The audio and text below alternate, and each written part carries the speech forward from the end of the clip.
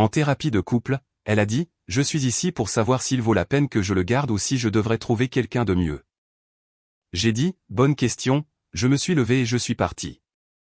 Plus tard, elle a envoyé un texto, on peut parler? J'ai répondu, tu es encore en train de réfléchir. Moi, j'ai déjà réfléchi, et je l'ai bloqué. Le cuir du fauteuil était frais contre mes paumes. Je me suis concentré sur cette sensation, sur l'odeur légère et propre du cabinet de thérapie, sur les diplômes accrochés au mur derrière la tête du docteur Dubois. N'importe où, sauf sur Manon, assise à une distance prudente d'1 mètre dans le fauteuil assorti, faisant défiler son téléphone. C'était mon idée, ma dernière tentative désespérée. 5 ans ensemble, et depuis 6 mois, j'avais l'impression de vivre avec une étrangère polie. Les conversations étaient devenues des briefings logistiques. L'affection, quand elle se manifestait, ressemblait à une lointaine cousine de la vraie chose. Un devoir, pas un désir. J'avais suggéré la thérapie de couple non pas comme une accusation, mais comme un pont, un espace neutre pour retrouver le « nous » qui s'était perdu. J'avais eu de l'espoir. Anxieux, bien sûr, mais plein d'espoir. Manon avait accepté avec un haussement d'épaule. Si tu penses que ça peut t'aider, avait-elle dit, son ton suggérant qu'elle me faisait une faveur. Maintenant, dans la pièce, son langage corporel racontait une toute autre histoire. Elle était une forteresse, les bras croisés, une cheville battant avec une énergie impatiente. Elle n'avait posé son téléphone que lorsque le docteur Dubois, une femme aux yeux bienveillants et à la voix calme, était entré dans la pièce. « Merci à vous deux d'être venus », commença le docteur Dubois en s'installant dans son fauteuil. C'est un espace d'ouverture sans jugement. Julien, dit-elle en se tournant vers moi. Vous avez suggéré ces séances. Pouvez-vous nous dire ce que vous espérez que nous puissions accomplir ici? Je pris une profonde inspiration. Je veux comprendre, dis-je, ma voix plus ferme que je ne le sentais. J'ai l'impression que nous sommes en roue libre, comme des colocataires qui partagent un lit. La connexion me manque. Je suis ici pour apprendre à la reconstruire, pour entendre ce dont Manon a besoin et qu'elle n'obtient pas, et pour trouver comment être un meilleur partenaire. C'était vulnérable. C'était comme si j'ouvrais ma poitrine sur la table entre nous. Je risquais un regard vers Manon. Elle examinait un de ses ongles. Le docteur Dubois hocha la tête. Merci pour cette honnêteté, Julien. Manon, se tourna vers elle. Et vous? Quels sont vos espoirs pour notre temps ensemble? Manon laissa échapper un bref soupir comme si la question était un inconvénient mineur. Elle décroisa les bras et regarda enfin la thérapeute, pas moi. Écoutez, je pense que j'ai juste besoin d'aide pour comprendre quelque chose. Sa voix était plate, analytique. C'était le ton qu'elle utilisait pour comparer les plans d'assurance. Le docteur Dubois se pencha légèrement en avant. Comprendre quelque chose? Oui. Le regard de Manon se porta sur moi une fraction de seconde, non pas avec émotion, mais avec évaluation, comme si elle évaluait un meuble. Je suis ici pour savoir s'il vaut la peine que je le garde ou si je devrais simplement limiter mes pertes et trouver quelqu'un de mieux. L'air fut aspiré de la pièce. Les mots ne tranchaient pas. Ils se cristallisaient. Ils flottaient dans l'espace entre nous, des diamants parfaits et grotesques de vérité absolue. Valoir la peine d'être gardé. Limiter mes pertes. Quelqu'un de mieux. Un souvenir, importun et cruel dans son timing, traversa mon esprit. C'était il y a 2 ans. Manon avait une présentation importante à rendre à l'aube. Son ordinateur portable avait planté à 23 heures, le fichier était corrompu. Elle était en larmes, paralysée par le stress. Je lui avais préparé un thé, je l'avais assise sur le canapé avec une couverture et j'avais pris le disque dur. J'ai travaillé jusqu'à 4 heures du matin, récupérant des bribes de données, reconstruisant des diapositives à partir de ses notes, formatant le tout. Je le lui ai présenté, terminé juste au moment où le ciel s'éclaircissait. Elle m'avait serré dans ses bras, murmuré « Tu es mon héros », et était tombée dans un sommeil profond et paisible. J'étais allé à mon travail de jour avec 2 heures de repos, épuisé mais plein d'entrain. J'avais réparé la situation. C'est ce que je faisais. J'étais le réparateur, le fiable. Maintenant, dans cette pièce stérile, je comprenais. Elle n'avait pas vu un partenaire cette nuit-là. Elle avait vu un outil, un outil utile et fiable. Et maintenant, elle était sur le marché pour une mise à niveau. Le sang-froid professionnel du docteur Dubois se fissura une microseconde, ses yeux s'écarquillèrent. « Je vois, dit-elle, sa voix prudente. C'est une façon très définitive de définir le but de la thérapie, Manon. » Manon haussa les épaules, le mouvement sans effort. C'est juste être réaliste. Le temps presse. J'ai besoin de savoir si ça, elle fit un geste circulaire et vague entre sa chaise et la mienne, un geste qui englobait notre maison, notre histoire, mon amour, et le mieux que je puisse faire. Le mieux que je puisse faire. La finalité de la chose était à couper le souffle. Ce n'était pas une crise. Ce n'était pas une lutte douloureuse. C'était une analyse coût-avantage. Et j'étais dans le rouge. L'amour, l'histoire, les sacrifices silencieux, ce n'étaient pas des actifs dans son registre. C'étaient des coups irrécupérables.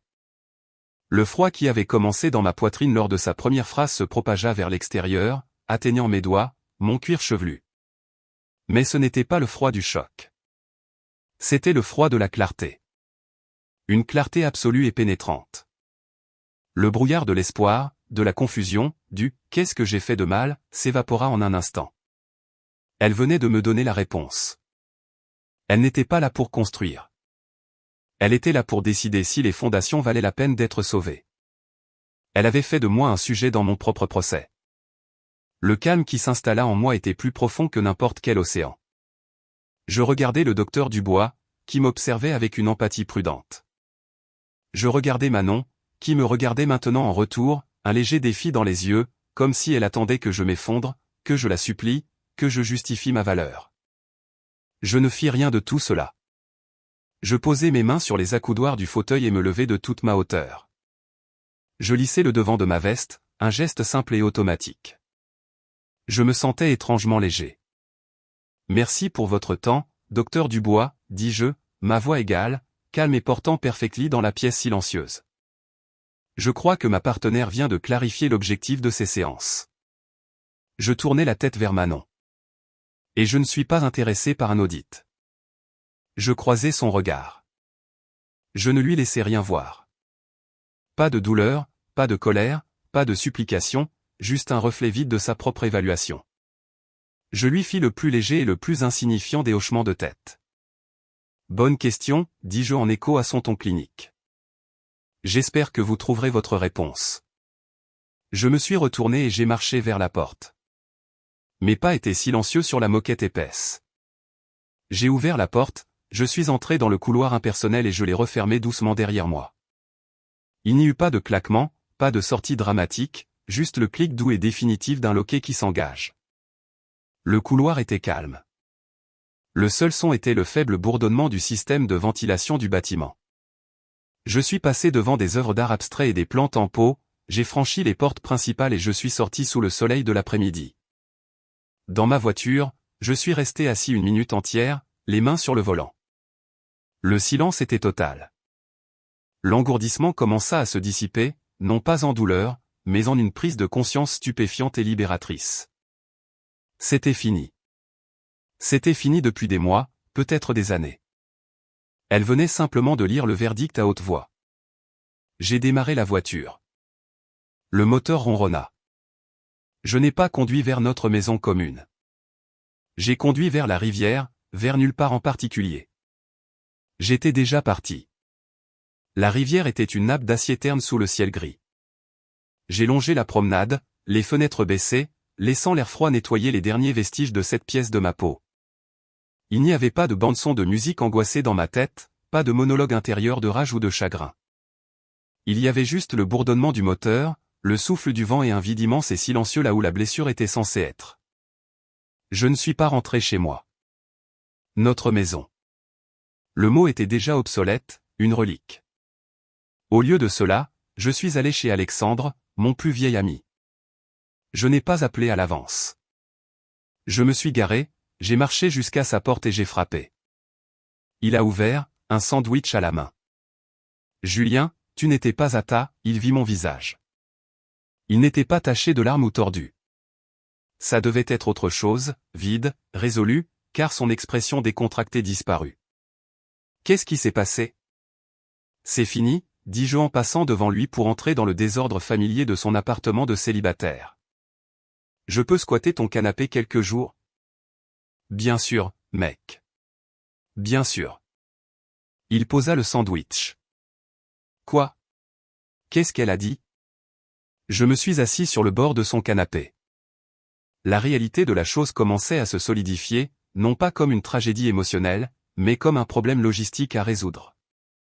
Devant la thérapeute, elle a dit qu'elle était là pour savoir si je valais la peine d'être gardée ou si elle devait trouver quelqu'un de mieux. Je l'ai récité platement, comme un titre de journal d'un pays lointain. Alexandre me fixa, bouche bée. Elle a dit ça? En thérapie? Ouais. Qu'est-ce que tu as fait? Je me suis levé, j'ai remercié la thérapeute et je suis parti. Un sourire lent et incrédule se répandit sur le visage d'Alexandre. Il secoua la tête. Froid. Glacial. Je veux dire, bon sang, je suis désolé, Julien. Mais punaise, c'est la sortie la plus digne que j'ai jamais entendue. Ce n'était pas de la dignité, dis-je en regardant mes mains. C'était de la physique. Il n'y avait plus rien à dire. L'équation était résolue. J'ai sorti mon téléphone. J'ai vu 3 appels manqués de Manon et une série de textos. Je ne les ai pas lus. J'ai ouvert un nouveau message à Manon. Je suis parti. Tes affaires sont intactes. Je ne reviendrai pas. Toute communication ultérieure concernant la logistique peut passer par mon courriel. J'ai appuyé sur envoyer. Puis je suis allé dans mes paramètres, j'ai sélectionné son numéro et j'ai appuyé sur bloquer ce correspondant. L'action était clinique, sans effort. C'était moins une rupture émotionnelle que la suppression d'une application redondante. Le téléphone sonna immédiatement. Alexandre y jeta un coup d'œil.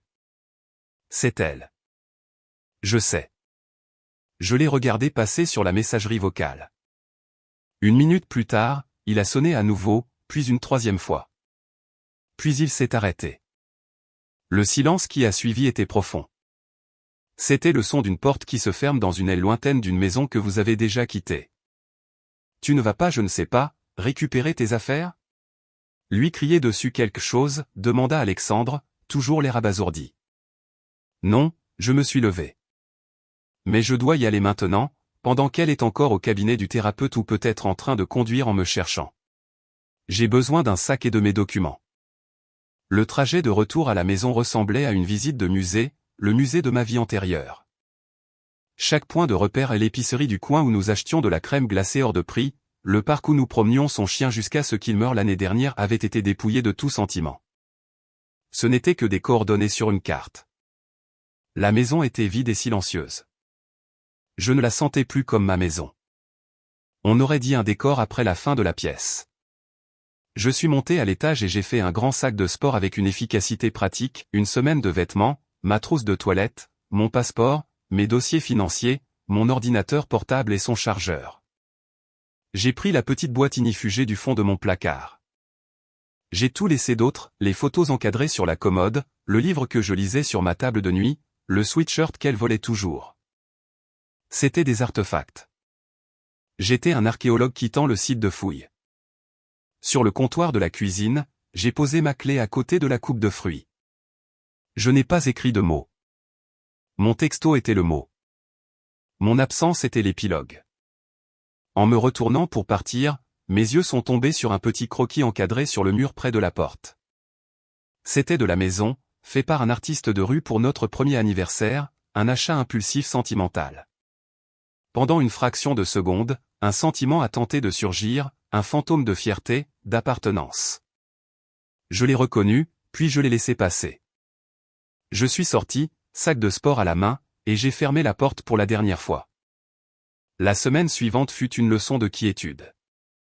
Le canapé d'Alexandre était inconfortable, mais j'ai dormi plus profondément que je ne l'avais fait depuis des mois. J'ai pris une semaine de congé personnel. Je ne l'ai pas passé à pleurer ou à boire. Je l'ai passé à bouger. J'ai trouvé une agente immobilière. J'ai expliqué la situation avec un calme détaché qui la fit cligner des yeux. Je dois vendre la maison. C'est un bien commun. Ma partenaire a tourné la page émotionnellement, et je dois dissoudre l'enchevêtrement physique. La vitesse et l'efficacité sont les priorités. Nous l'avons mise en vente le jeudi. Le lundi, nous avions 3 offres concurrentielles.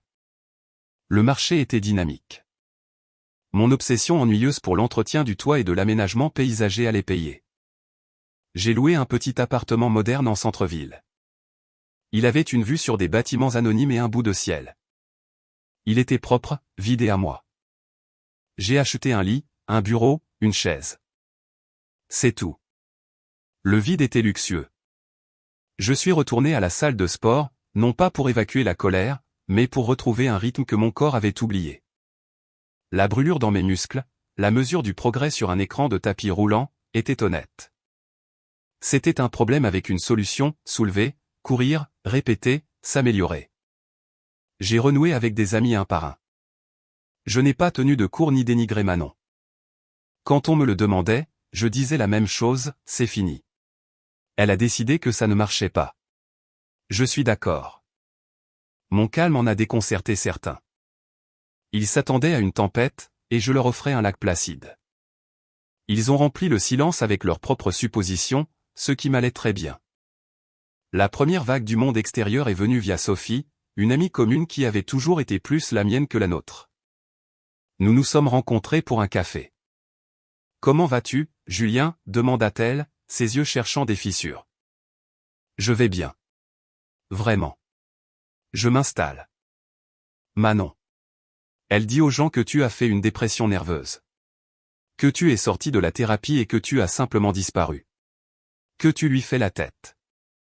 J'ai pris une gorgée de café. Je suis sorti après qu'elle ait dit à la thérapeute qu'elle décidait de me garder ou de me remplacer. Je lui ai envoyé un texto pour lui dire que je partais. J'ai bloqué son numéro pour me concentrer sur le démêlage de nos vies. Ce n'est pas faire la tête. C'est une conclusion. La main de Sophie vola à sa bouche. Elle a dit ça ? Elle nous a dit que tu ne t'engageais pas dans le processus. Les guillemets en l'air étaient vicieux. Julien, c'est horrible. C'était clarifiant, ai-je corrigé, ma voix égale. Eh bien, elle ne prospère pas exactement dans sa nouvelle clarté, a déclaré Sophie en se penchant. Elle voit déjà quelqu'un. Un type nommé Léo. Il est dans le développement commercial. Il conduit une Audi. Il la loue. Il est partout sur son Instagram. Je n'ai rien ressenti. Pas un pincement. C'était comme entendre un bulletin météo pour une ville que je ne visiterai jamais. Tant mieux pour elle. Ce n'est pas le cas, cependant, insista Sophie, une pointe de satisfaction dans la voix. Je les ai croisés au Chêne le week-end dernier. Il lui a parlé tout le temps, a fait étalage de ses relations. Il a commandé pour elle sans demander. Elle est juste restée assise là à sourire, ce petit sourire crispé. On aurait dit qu'elle jouait un rôle et oubliait ses répliques. J'ai hoché la tête. J'espère qu'elle trouvera ce qu'elle cherche. Sophie s'est rassise, m'étudiant. Tu as vraiment tourné la page, n'est-ce pas? J'ai croisé son regard. Oui. La deuxième vague est arrivée 2 semaines plus tard par texto d'un autre ami, Benoît. Benoît a entendu de Lise que le nouveau mec de Manon est un sacré numéro. Apparemment, il a crié sur un serveur hier soir parce que le vin était bouchonné. Ce n'était pas le cas. Manon était mortifiée. Tout le truc était désordonné. J'ai répondu par texto, merci pour l'info. Et je le pensais. C'était des données. Ça confirmait la trajectoire. La vente de la maison a été conclue. L'argent a été viré sur le compte. Mon avocate, une femme stoïque qui appréciait mon manque d'hystérie, a géré la séparation avec une efficacité rapide. Le dernier lien a été coupé. J'ai aménagé mon nouvel appartement spartiate. Je n'ai accroché aucun tableau. Le silence était mon compagnon. Et ce n'était pas solitaire, c'était paisible. Je travaillais de plus longues heures, non pas par évitement, mais parce que j'avais trouvé une nouvelle concentration. Des projets que j'avais reportés pendant des années et une certification professionnelle, un langage de programmation que je voulais apprendre avaient soudainement de l'espace et de la bande passante mentale. Je me déplaçais dans le monde plus léger. Le poids que je portais n'était pas le poids de la relation. C'était le poids de son évaluation, de son insatisfaction, de l'audit constant et de bas grade de ma valeur. Avec cela disparu, je pouvais simplement être. Un soir, assis dans mon appartement calme, regardant les lumières de la ville s'allumer, mon téléphone a vibré avec un numéro inconnu. Une icône de messagerie vocale est apparue. Je savais qui c'était. Je l'ai mis sur haut-parleur pendant que je coupais des légumes pour le dîner. La voix de Manon a rempli la pièce, tendue et larmoyante, si différente de son ton clinique du cabinet de thérapie. Julien, c'est moi. S'il te plaît, j'ai besoin que tu me rappelles. C'est important. Léo, ce n'est pas ce que je pensais. Je suis dans une mauvaise passe. S'il te plaît, rappelle-moi. Le couteau dans ma main a continué son bruit sourd, rythmique, contre la planche à découper. J'ai fini la carotte, je l'ai mise dans un bol et j'ai pris mon téléphone.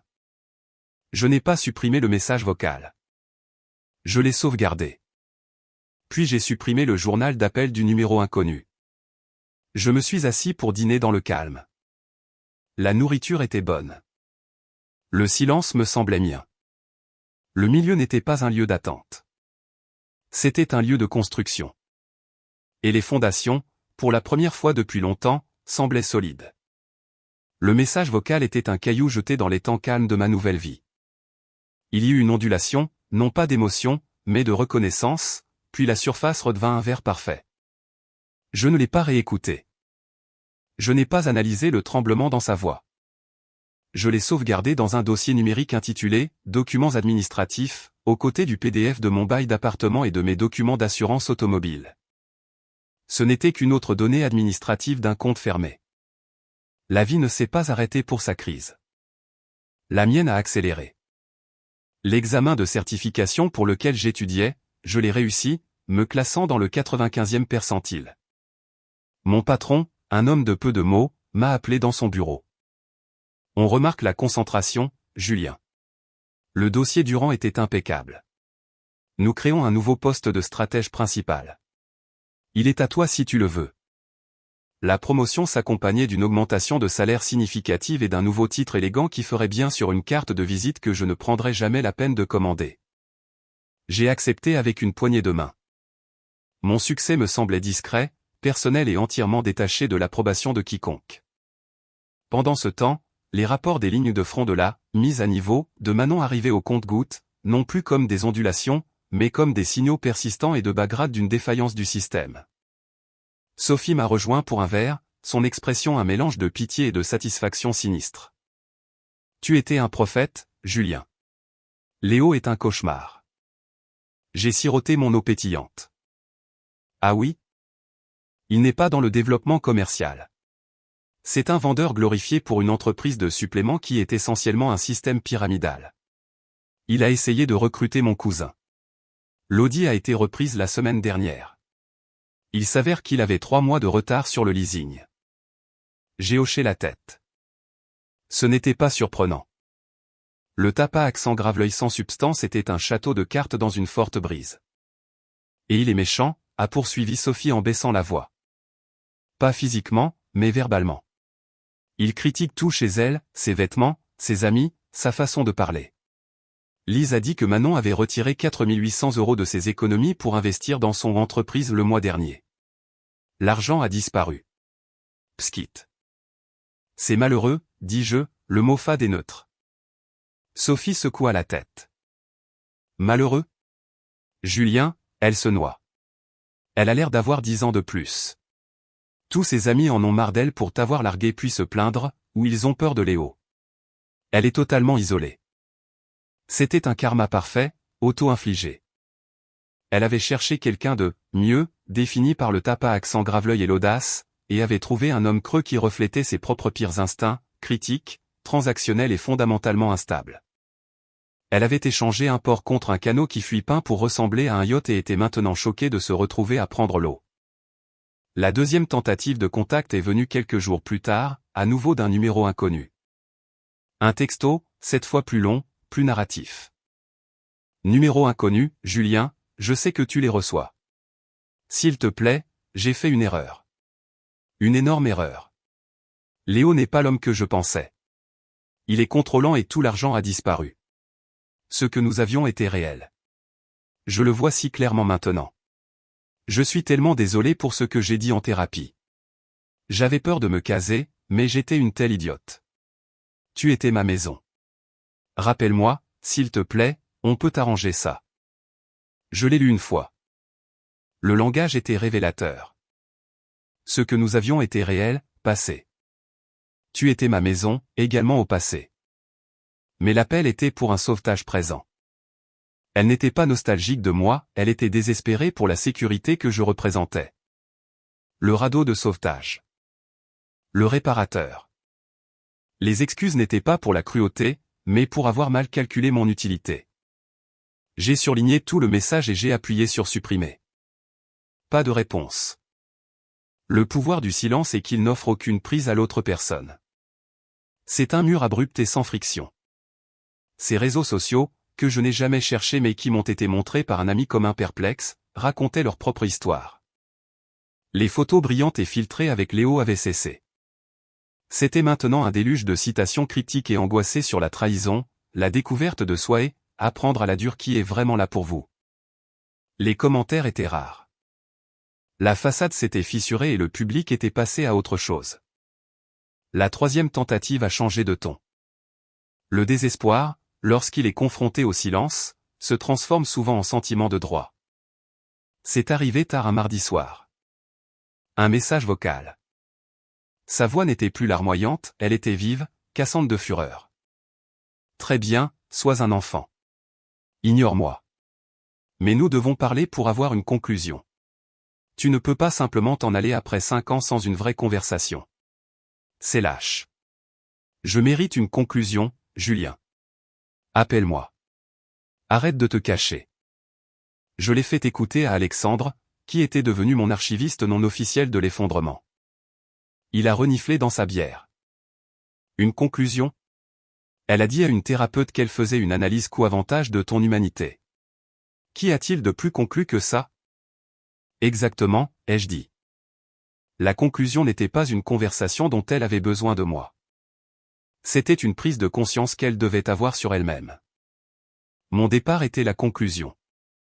Sa demande d'une vraie conversation n'était qu'une dernière tentative pour réintégrer la reine, pour forcer une interaction où elle pourrait peut-être manipuler la culpabilité ou réaffirmer une forme de contrôle, pour prouver qu'elle comptait encore assez pour provoquer une réaction. Je n'ai pas sauvegardé ce message vocal. Je l'ai effacé. Sa colère était un bruit sans importance. La dernière pièce du puzzle du karma s'est mise en place via une alerte d'actualités économiques locales que je suivais. La société de supplément local Vitalité Max est perquisitionnée par les autorités de l'État, allégation de système pyramidal. J'ai cliqué sur l'article. Là, dans une capture d'écran granuleuse du propre site web de l'entreprise, se trouvait un visage mielleux familier, Léo, posant avec un pouce levé à côté d'une tour de pot de poudre de protéines. L'article détaillait la structure de recrutement frauduleuse, les fausses allégations de santé et les poursuites imminentes contre ses principaux ambassadeurs. Un texto de Benoît est arrivé quelques minutes plus tard.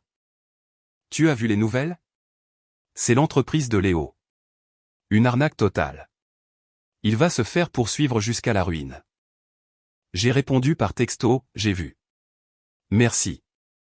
J'ai imaginé la scène dans l'appartement qu'il partageait, la panique, les récriminations, la confirmation finale et dévastatrice que son « mieux » n'était pas seulement abusif mais un escroc au sens littéral.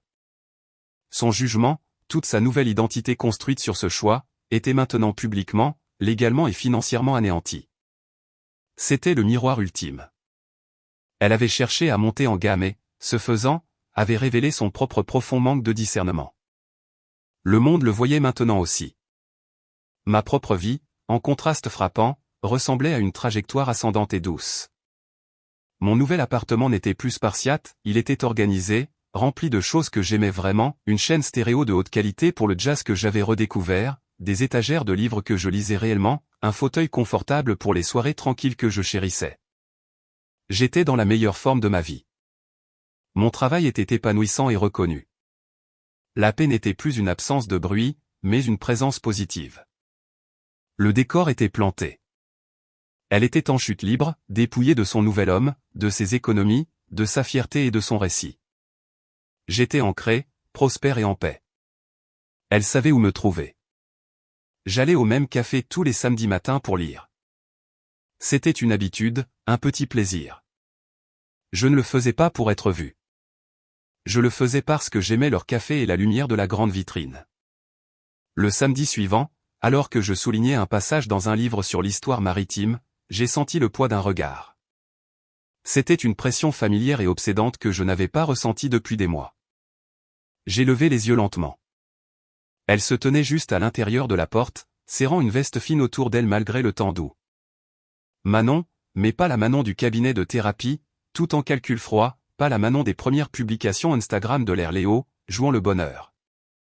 C'était un fantôme de ces femmes. Ses yeux étaient cernés, son visage tiré. Elle avait l'air fragile, comme si un vent fort la briserait. Elle me regardait comme si j'étais un mirage dans un désert où elle était perdue. Nos regards se sont croisés. Les siens se sont écarquillés, inondés d'un torrent complexe d'espoir, de honte et de désespoir. Elle a fait un pas hésitant, puis un autre, se faufilant entre les tables dispersées jusqu'à ce qu'elle se tienne devant la mienne, un monde de ruines dans sa posture. Julien. J'ai fermé mon livre, en prenant soin de garder ma place avec un doigt, et j'ai levé les yeux. Manon. J'ai prononcé son nom comme j'aurais reconnu une vague connaissance d'un travail oublié. Il n'y avait ni chaleur, ni froideur, juste une identification. Elle a tressailli au ton, ses mains tordant la sangle de son sac à main. Tu es difficile à joindre. J'ai été occupé. Ce n'était pas une excuse ni une pique. C'était un simple fait, aussi neutre que de donner l'heure. Ses yeux ont balayé la pièce, observant ma posture détendue, mon bon pull en laine, la confiance tranquille qui vient de la paix. Elle avait l'air d'avoir dormi dans sa voiture. Le contraste était une présence physique à la table. J'ai besoin de te parler, a-t-elle lâché, les mots sortant en un flot précipité. De nous, de la façon dont les choses se sont terminées. Je n'ai jamais eu l'occasion de dire ce que j'avais sur le cœur. Tu es juste parti. J'ai légèrement incliné la tête. Tu as dit tout ce qui devait être dit devant un témoin professionnel. C'était très clarifiant. J'ai utilisé son propre langage clinique, le brandissant comme un miroir. Elle a rougi, un rouge tacheté montant le long de son cou. J'avais tort. D'accord ? C'est ça que tu veux entendre ? Son volume a augmenté, attirant le regard d'une femme à la table voisine. Manon n'a pas semblé le remarquer.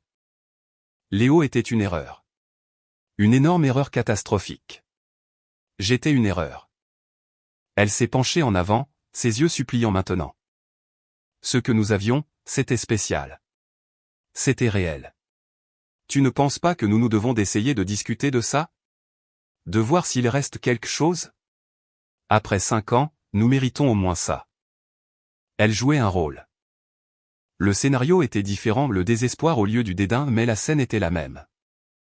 Elle essayait toujours de diriger la scène, de forcer un dialogue où elle pourrait négocier son retour à la sécurité. J'ai posé mon livre sur la table.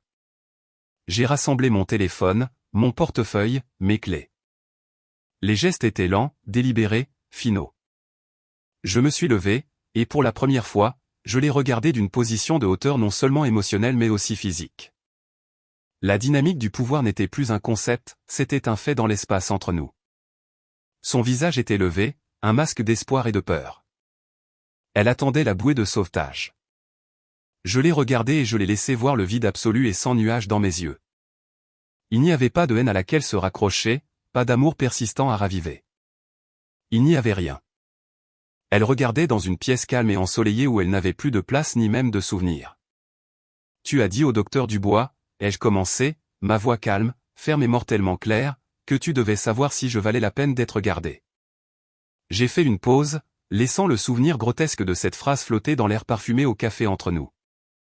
Elle a blêmi, sa bouche s'ouvrant légèrement. Il m'a fallu environ 10 secondes après que tu aies dit ça, ai-je poursuivi, mon ton conversationnel, presque doux, pour comprendre que tu ne le valais pas.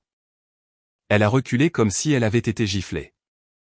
L'espoir dans ses yeux s'est brisé, remplacé par une horreur naissante. Tu es encore en train de réfléchir, Manon. Je lui ai fait un petit signe de tête insignifiant.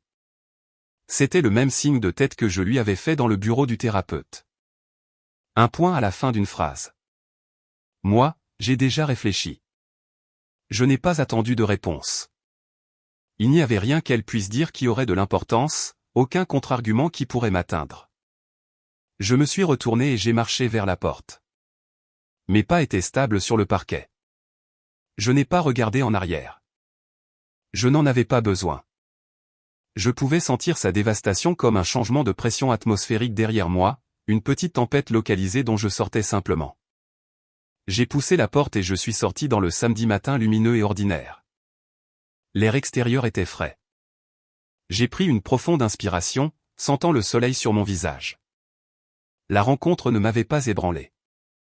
Elle m'avait rincé. Le dernier fantôme était enterré. Mon téléphone a vibré dans ma poche 1 heure plus tard. Assis dans un parc, je l'ai vérifié. Un torrent de textos d'un autre nouveau numéro, un déversement chaotique d'émotions, des excuses, des accusations, plus de supplications. Puis finalement, de la fureur. Tu es un monstre sans cœur. Tu n'as jamais été assez bien. Je suis mieux sans toi. Je les ai lus avec une curiosité détachée, comme un anthropologue étudiant les appels de détresse rituels d'une tribu perdue. Ils confirmaient tout. Les excuses n'étaient toujours qu'un chemin de retour vers le territoire familier du blâme. Je n'ai pas bloqué ce numéro. J'ai simplement supprimé la conversation et réglé mon téléphone pour ignorer tous les appels de numéros qui ne sont pas dans mes contacts. Elle crierait à jamais dans un vide qu'elle avait elle-même créé. 1 semaine plus tard, j'ai eu un dîner avec Clara, la femme brillante et gentille du cabinet d'architecte que j'avais rencontré dans le cadre d'un projet professionnel. Nous sommes allés dans un petit restaurant italien. Autour d'un tiramisu partagé, elle a demandé, « Alors, qu'as-tu fait aujourd'hui ?» J'ai bu un très bon café, dis-je en souriant. J'ai fini un livre. Et j'ai réalisé quelque chose. Qu'est-ce que c'est ? Que le passé a une drôle de façon de devenir sans importance. Pas douloureux, pas heureux, juste dédonné. Il perd son pouvoir quand on arrête de le nourrir. Elle a souri, ses yeux chauds et compréhensifs. Ça ressemble à la paix. C'en est, ai-je dit, et je le pensais. Plus tard, alors que je la raccompagnais à sa porte, mon téléphone a vibré une fois de plus dans ma poche, un dernier texto solitaire du vide. J'ai juste besoin de savoir que tu vas bien. C'était la manœuvre transparente ultime, un hameçon appâté avec une fausse inquiétude. Je n'ai même pas sorti mon téléphone pour regarder. La vibration était un tremblement lointain et insignifiant, comme un caillou tombant de l'autre côté d'un vaste lac calme. Je l'ai embrassé pour lui dire bonne nuit, un baiser doux et prometteur qui parlait d'un présent et d'un avenir. En retournant à ma voiture, l'air nocturne frais et pur, j'ai pensé à Manon non pas avec colère ou pitié, bu avec la même indifférence que je ressentirais pour un personnage dans un livre que j'aurais fermé il y a longtemps. L'intrigue était résolue. La leçon était apprise. L'histoire était terminée.